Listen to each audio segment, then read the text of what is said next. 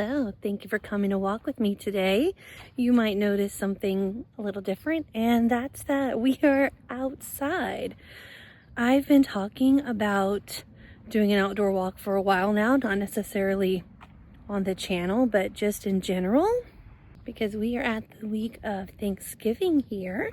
And as I left my neighborhood, I was just like, man, the weather is so great today. I don't know what the temperature was now. It's 55 right now, but I noticed the leaves looked great as I left the neighborhood, and my first thought was, ooh, I'll walk all the way up to the street and back. Sorry, my neighbor's dogs are not happy that I'm out taking a walk. But I'm like, I don't know if I want to go all the way over there. I mean, we live off a main road. Like, the road you see behind me is just like our neighborhood road. But there's still a decent amount of traffic. There's actually a car going by now, and I've already stopped for a different car that was going by. So I wouldn't call our neighborhood like really big, but obviously there's a fair amount of vehicles in here, a fair amount of homes in here, and you might see behind me, let's see. Nope, I didn't turn it off. There we go. We have some deer. We see deer all the time in our neighborhood. We actually back up to some government owned property, and people can't build back there. It's like near a lake we have. So like we get a lot of wildlife. But anyway, happy Thanksgiving to you tomorrow if you're watching. Go ahead and leave me a comment. Like, what is your favorite dish to have for Thanksgiving? It could be something that you make, something that your family or friend makes, but what is something that you like to have? Something that I always like is deviled eggs. Obviously you can have those whenever, but you know, they always tend to show up around Thanksgiving. And I always think it's so funny because my brother, for like as long as I can remember, cannot stand the smell. I mean, maybe the taste too, but the smell of eggs in general. Like, they don't have to be. I know some people are like not into the smell of boiled eggs, but like fried eggs, he can't stand the smell. So it's funny to me, we always had them growing up on Thanksgiving. I swear he's left the room sometimes over the smell of eggs, which is pretty dramatic. But you know, if you can't handle a smell, you can't. And you know, smell's a very strong scent, so that's fine. But another favorite of mine would probably be dressing, not stuffing. I was actually talking to my husband about this earlier because we're going to do a small Thanksgiving this year. The kids will be with their mom out of town. Last year they were with us out of town. We went on a Thanksgiving cruise, and this year it's just going to be me and my husband, his parents, and I think my brother is going to come. My mom had already made other plans with her brother, and so that's fine. I could have went to that one as well, but Greg's parents, like, they don't have any family really nearby other than us. So to me, it just makes the most sense that we have Thanksgiving with them. And yeah, I think my brother will probably be mad about those eggs, but he's supposed to drive this way and have Thanksgiving with us, so that will be nice. I also want to know, like, leave in a comment, do you have any like traditions or things you do for Thanksgiving? I mean, I would say a pretty standard one is like going around and saying what you're thankful for, or possibly if your family's into sports, maybe you watch the game, or you know, I'm sure there's all kinds of cute little traditions. And I'm curious, I don't think, I mean, I guess maybe this is a tradition. Like, I personally like to give each holiday its turn. So even though I absolutely love Christmas, I love Christmas decorations, I love Christmas lights, I like to wait until after Thanksgiving to do that. So Probably, I'm trying to think if this is something I do on Christmas, or not Christmas, if this is something I do on Thanksgiving night or the next day. I feel like it's typically the next day, but maybe on Thanksgiving night, depending on how late, we celebrate, we'll go ahead and like get the tree up. At least get it up. We might not have it up completely decorated or ready, but we do get the tree up. And so I suppose that's one of the traditions. Like, as soon as Thanksgiving's had its day, it's time for Christmas to shine. So I'll be looking forward to doing that here in just a few days. I did want to give an update from my therapy stuff because I mentioned in my last video that, or I don't know if it was my last one of the last few that I did, that I had been looking for a therapist.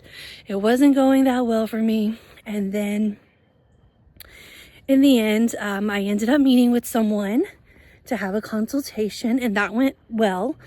And now I've already had 2 sessions with her. Right now we're meeting weekly, just so, we can kind of get to know each other, because it's hard for someone to give you like guidance and support and techniques and things to try if they don't really know you. But I will say, this is technically my 3rd experience with a therapist. That was for me. Although the first one was just like, truly, I walked into the campus therapist, was like, hey, I'm dealing with breakup issues. And they're like, okay, cool, go to group therapy. So do we count that? I don't know. And then the second one was when I was having issues at school and I had to go to somebody on their list. And I don't know, I just didn't feel like I could open up with that person. Not that there was anything wrong with anything she said or did. The connection wasn't there. But with my therapist right now, like, I feel like everything's already on the table. And what I mean by that is, like, we kind of already scratched the surface on everything, I think, from my past that we'll ever need to talk about. I'm sure there'll be other little things that come up, but like, when I think back to my childhood, to my teen years, young adult years, like all of the major events that could cause me anxiety or trauma or whatever, we've already scratched the surface, and she knows that they exist. So of course that's not enough to solve the problems, but at least, we've done that. And then the last session I had with her, she kind of was just like checking in on how like my week went and all of that. And there were a few things that came up that I wanted to chat with her about.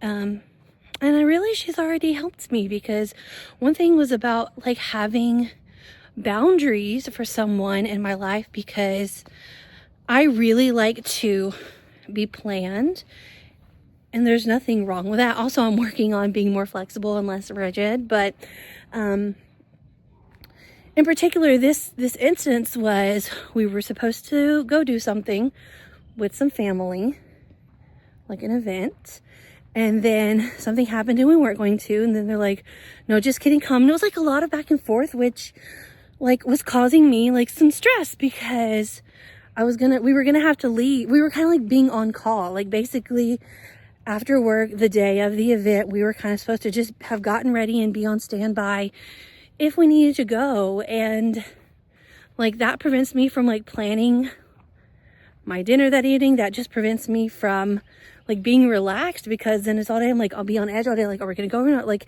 if it was a yes, then it would be fine, because I would already have, that in my mind, like, hey, I'm not gonna be home in the evening because we're doing XYZ. But anyway, her suggestion was to have a discussion with my husband, see what he wanted to do, and then together we either decide, hey, we're gonna show up and go, or we're not gonna go, we'll do something on a different day, if that makes the most sense.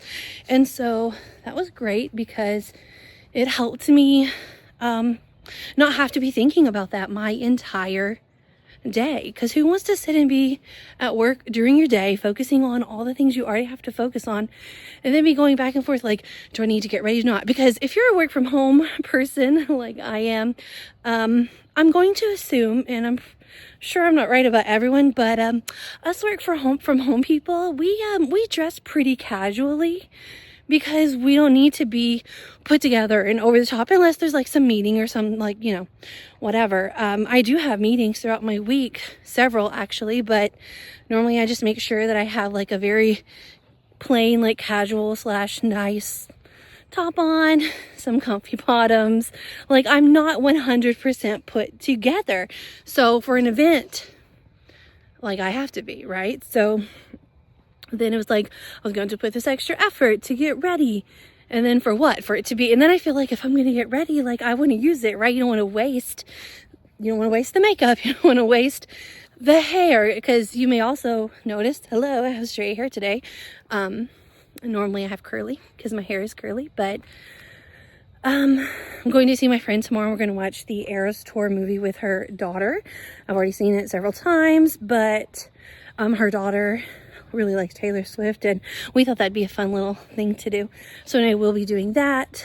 So I just kind of wanted to prep my hair and be a little more put together for that. But anyway, what I'm saying is, like, if you've ever been stood up on a date or gotten ready for something to be canceled, like, it just really sucks to put in the effort, because it takes a lot of time, it takes energy, it takes your products, right? Like, and is it the biggest deal? No.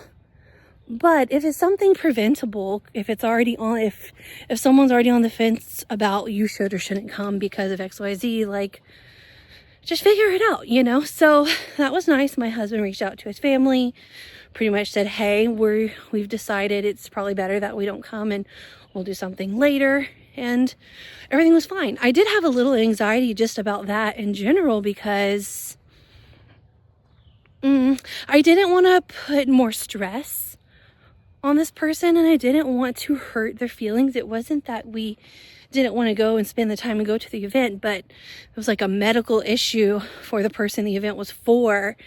And like, it probably wasn't a good idea to have a lot of people, and there was already going to be other people going.